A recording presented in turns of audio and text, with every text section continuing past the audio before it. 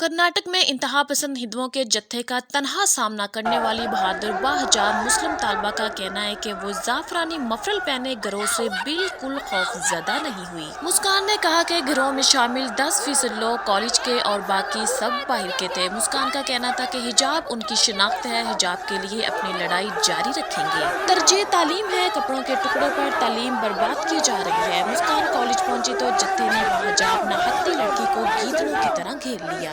طالبہ بکھر کر شیرنی بن گئی، نعرہ تکبیر لگایا۔ باحجاب مسلمان طالبات کی تعلیمی اداروں میں داخلے پر پابندی کے خلاف کرناٹک ہائی کورٹ میں مقدمے کی سماعت آج بھی ہوگی۔ حجاب کے حق میں مسلمان لڑکیوں اور حجاب کے خلاف انتہا پسند ہندوؤں کے خلاف مظاہرے، کئی مقامات پر ہنگامہ آرائی۔